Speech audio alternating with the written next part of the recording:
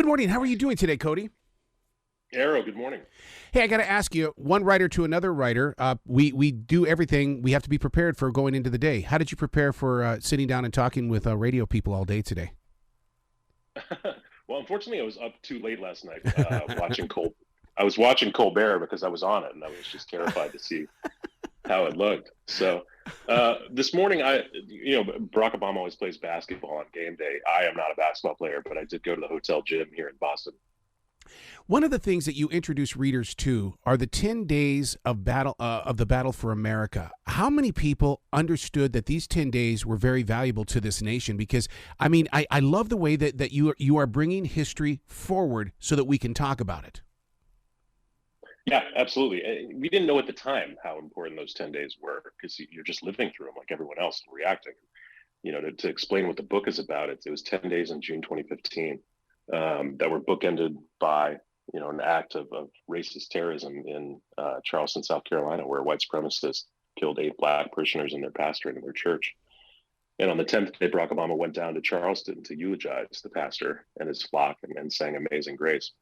And in between, we'd already been working on a bunch of different speeches for potential Supreme Court decisions. The Supreme Court was poised to decide that week whether or not working Americans had a right to health care, whether or not gay Americans had a right to get married like everybody else. So all these questions were kind of coming to the fore at once about what is this country about? What do we believe in? Do we actually believe that everybody's created equal or not? And it was extraordinary and exhilarating and exhausting. And I just felt like it was something that needed to be written because President Obama has always described politics as a contest to determine the true meaning of America. And, we're still living through that right now. We're in a lot of ways, we're living through the backlash to that burst of progress in 2015 and beyond. And it's alive. And how we respond to events, how we get active and organized in democracy really matters and makes a difference. What's fascinating about your book is the fact that, you look at today's headlines and stuff like that, and people are thinking that the big change is happening now. No. In your book, the character of our country was in question, like you said, in 2015. That was 6 years ago. So things have evolved. It just keeps, changing. I'm so glad you picked up on that because, look, America is a continuum. Things are always changing. And I'm very careful to point out in the book that the progressive triumphs of that week were not Barack Obama's doing. It's because, people marched and organized and bled for 50 years for marriage equality. People have been working for 100 years for universal health care, and we're still not there yet. I mean, the civil rights movement's been going on forever. And what matters is what we do in the moment that we have to make sure that we keep pushing that boulder up the hill and we just leave things a little bit better than we found them. That's really all you can ask for. And over the long run, as dark as things can seem today, the trajectory of America, as President Obama always said, should give you hope if you zoom out and look at it through a wide lens. Mm-hmm. The name of the book is Grace. When you are a speechwriter for the President of the United States, is the first step that you have to be a silent watcher or a silent wolf in the way that you've got to be present, but you've got to experience it before the words hit the page? That's exactly right. That's a great point. We would be active observers and big readers, and we'd begin every speech process actually by sitting down with the president and saying, what's the story we want to tell? What can you add to this conversation? Where should we take things? And it was always really helpful that he was an active and engaged writer on his own. He'd stay up late at night by himself working on speeches longhand and usually taking them to a higher place.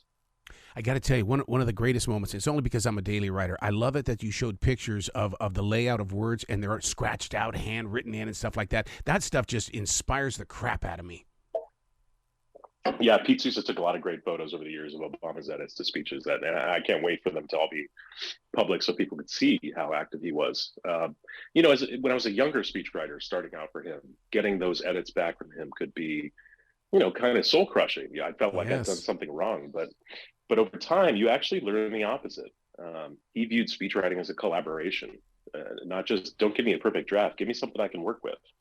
And so you come to realize that his edits all over the page actually mean that you've succeeded in that effort and that he wants you to not just work in his edits, but make it better and hand him back a better draft. And all of our best speeches were ones where each draft got better. So how did the two of you work out the timing and the pacing? Because, they say that Ronald Reagan was the greatest, speech, the greatest speaker of all time. I don't agree with that. I think President Obama really mastered the art of that. I'm not going to argue with you on that point. There is a performance element to good public speaking. It's like a symphony. If you know where the notes are in the music, you raise your voice, you lower your voice, you emphasize certain things, you pause, and he was just very good at that. And that, nobody's born that way. I know he worked and practiced, but after you do it about 3,000 times, you get a little more used to it. But he'd tell me to work some silences into speeches. He'd tell me, this sentence needs one more syllable or one less syllable. And that's usually the end of the process. Once we've gotten everything down, let's just do a little fine tuning and make this sing. Oh my God, you're speaking my street when it comes to when I go in and do voice work for national commercials and stuff like that. I always sit there and tell the producer, I go, look, I wish there was a way that I could put musical notes on this, and I need to have something here that tells me where I'm supposed to go. You work the same exact language. Yeah, and that came from him. He actually used Miles Davis as a way to teach me about it. There was this. I'd written a draft of the State of the Union address one year, and that speech is just a beast. You have to, it's a laundry list of policy that you always say this is going to be the one that's different, and then just inertia catches up. But I'd given him a draft of the State of the Union address, and he called me up to the Oval to talk about it. And he said, "Look, brother, everything's in here. Every sentence says something. Every word means something, but all of it's up at a 10, and I need some of it down at like a 4, 6, and 8. You feel me?" And I was like, "Yeah, I guess so." And he goes, "Let me put it another way. Do you listen to jazz?" And I said, "Not really." He said, "All right, well." He said, "Do you listen to Miles Davis?" And I was like, I'll put Miles Davis on sometimes when my girlfriend comes over. And he said, "All right, well, the point is, what they say about Miles Davis is it's silences. It's the notes you don't play. It's the spaces in between. And I need some of those in this speech. So tonight I want you to go home, pour yourself a drink, listen to some Miles Davis. Don't do any work on the speech, but just listen and come back here tomorrow and find me some silences." It was cool when he dropped a lesson like that with music. I call those wine glass moments, and it's so funny that when I sit down with these authors that are releasing these books and stuff like that, I'll go, "Man, it's really cool that you've released this book and everything like that, but you got to tell me about a wine glass moment where you finally gained the courage to go in there and change something in the book." Did you have one of those during this book? Let's see. In the actual book writing process, or back when I was in the West Wing? Well, how about both? Let's go both, because the writer in that White House versus the author of this book, Grace. I believe it or not, I really think it's two different people. It is. It totally is. And I guess for me, it'd be a bourbon glass moment. But yeah, especially in writing the book, it wasn't difficult to find my own voice, but I was just so immersed in his. Yeah. After writing for him for 14 years to kind of break that and get into it was interesting. But I get to be a little more colorful in my language in the book than he is, a little blunter about things. But I also had the benefit of him again. He read an early copy of the book and fortunately only offered one edit, but annoyingly it made the book better. So I've been blessed with the opportunity to talk with a lot of people from the U.S. military, senators, and things like this, and they have to go through an editing process by the U.S. government. Did you have to do that as well for this book? I did not, no. I made sure that, our lawyer read it over and whatnot, but there's nothing classified in my book. There's no sensitive national security information or secrets or anything like that. Wow. Facing those moments when you guys had to decide, is it time for the president to speak? I mean, I can't imagine what your anxiety level must have been like. It was up and down depending on the day. In the 10 days I talk about in this book, it was an open question as to whether the president would give a eulogy in Charleston at all. And at first he didn't want to. And selfishly, neither did I. I didn't want to have to try to find the words for the 15th time he'd speak after a mass shooting. And we had a pretty heated debate in the Oval Office with a couple of advisors who thought he should, and he and I thought he shouldn't. And at one point he basically yelled out, I have nothing left to say, because he'd just done this so many times and Congress made it clear we were never going to do anything about guns. Even though I don't want to be cynical, states have done a lot of good things on gun violence and gun safety in the years since. But he said, I don't have anything left to say. He looked at me and said, do you? And I said, I really don't. I just don't. I can't think of anything to make this different. But what did change things was down in Charleston, the families of the victims forgave the killer on live television in his arraignment. They sure did. Which was just extraordinary. And anyone who's steeped in AME church tradition, that probably wouldn't be a surprise to them, but it was a surprise to me. And Josh Earnest, the press secretary, was the one who suggested that as a kind of the central theme of the speech. And the president said, you know what, you're right. I do want to go down there and hug those families. I'm not convinced I want to speak yet, but if I do, it's going to be about the concept of grace.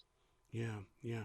That story touches my heart so much because I'm here in Charlotte. That guy who did that mass murder came into Charlotte early in the morning, was not even a mile away from our house. They eventually caught him in Shelby, but to know that he was that close to us here, we didn't know what the next step was going to be. We just knew that there was somebody on the run. Yeah. And then it affects the nation. Yeah, it does. We knew. We always knew a little bit more than cable news just because we had direct access to the FBI, and they could come brief. But as it became clear, who the killer was and what he deluded himself into, and that he'd self-radicalized so easily, it was a pretty horrific thing. I mean, it's a good thing they caught him so quickly. But but for those families to forgive him like that was just something I didn't think. It's a faith that I wouldn't be able to summon in my own life. But to be able to work it into a speech was a real blessing. One of the things is that why has history not given us these photographs and the stories and stuff like that? Because it's like that was one of those moments in American history where we all became united with President Obama being down there in Charleston. And it's like we have other pictures of other bad moments. Why aren't we symbolizing this as well, where we came together, that, yes, we are the United States of America? That's exactly why I wanted to write this book and remind people of that. That it's not hard. It's all too rare today to find grace and especially in our politics and things like joy and humor. But they're important, and they're not really all that difficult to rekindle if people try. I mean, cynicism's a difficult thing to break out of, and trust me, there are plenty of times I've felt cynical the past several years, but that's why I wrote this book, to blow up people's cynicism. I want people to read this and be inspired again, and be ready to run through brick wall for democracy and remember what we're capable of, especially young people. I want my students and other people in college and high school to read this. And I wanted to do for them what books did for me, which is convince them that politics is a worthy endeavor in which they should pour their efforts, and that can actually be fun, and it can be collegial, and it can be joyous, and you can inspire people. And I hope that's what people take away from Grace. Teaching political speech writing. I'm blessed with the opportunity to be with future broadcasters, but they all think they're stars right now. Do you run into that same situation where it's like, yeah, I get what you're saying, but I got it. Sure. Yeah. I'm fortunate enough to teach. I teach seniors at Northwestern University, which is where I went to college. And there are a couple who try, we just started a semester, and there are a couple who try right off the bat to be Abraham Lincoln or John F. Kennedy. And I try to break them of that and say there are moments for which that's appropriate, but the speech you're writing right now is not one of them. You actually would be better served by speaking colloquially to people, by talking to people on the level, talking to them where they are, using a little inspiration. Yeah, and making that connection to who's receiving this. Exactly. You got to think about your audience. I mean, if you're president of the United States, your audience is really the entire world, but there are multiple audiences in there. There are the people in the room, there are the people watching at home, there are stakeholders who care passionately about certain issues. And you have to find the right balance to talk to everybody. And that's never easy. What happens when the president gets off the script? I can't imagine what that does to you. You know what? I came to love it. I really did. Really? He was great off the cuff. There's a day in 2013 when, and this was just a few months after Newtown, where 20 little kids were murdered in their classrooms, along with 6 of the teachers who were trying to protect them. And the president set his second term agenda aside. He'd just been reelected and decided to try to do something about guns, and knowing that the makeup of the Senate just wouldn't allow for it. But there was a little ray of hope. You had Joe Manchin and Pat Toomey, who was a conservative Republican from Pennsylvania. The two of them teamed up, bipartisan, and they both had A ratings from the NRA to try to do a background checks bill that 90% of the American people supported. Most people thought it was already the law, but Republicans end up blocking a vote on it in the Senate while the parents of those victims were looking on. And that was about as cynical as I've ever seen a president get. And one of the 3 times I've seen him angry, and he was going out to speak, and I'd written a statement for him to give in the Rose Garden, and he grabbed it and looked at it real quick. He said, "Look, I'm going to take this and I'm just going to kind of use it as a guide. But I'm going to say what I want. I'm gonna uncork a little bit. And I was like, great, because I was angry. I'd written it angry. He was angry. I said, just go, let her rip, man. But it was fun, and especially when he's out at political rallies. And my instinct is you're going to see him on the campaign trail in a couple weeks. He loves to uncork a good comedy routine. Yep. He loves to rip on people. So it's always fun to watch him go off script. The journey toward progress and hope starts with leadership, and President Obama was a great leader. The thing is that aren't you part of the imaging of the president when you put those words out there like that? Sure, but we never tried to look at a speech that way. Okay. Less it's imaging, and it's more active. A captive audience is a wonderful gift. What are you going to do with that gift? What can you inspire people for? Can you actually change people's minds? The Charleston Eulogy was built around Amazing Grace, which was a song about a slave, written by a slave owner who changed his mind. And President Obama's, we know a speech isn't going to change everybody's mind. Right. But we always approached it as if we could change one or two. And he rewrote that eulogy, and I talk about this in the book, around the lyrics to Amazing Grace, and just left open the possibility that, if we've been blind to certain issues, if we've been wrong, it's okay to change your mind. I mean, that's what makes America better. What makes America unique and great is that America can change. Yeah. And that's the way he always approached the presidency, and that's the way we approach speeches. Wow. The book is called Grace. Now, between us, do you have PTSD? Because I would be a freaked out case. Not anymore. Okay. No, I kind of did after the White House, but I decompressed, and writing this book was really cathartic. Good. I've got a baby, so I don't sleep well, but otherwise I'm okay. I love it. What's next for you? I'm going to keep teaching. A semester just started. I've got my own speechwriting firm, and we stay active in politics with a bunch of great candidates and progressive causes. I love it. Please come back to this show anytime in the future, Cody. The door is always going to be open for you. I really believe it. I appreciate it. Thank you, man. You bet. You be brilliant today, okay?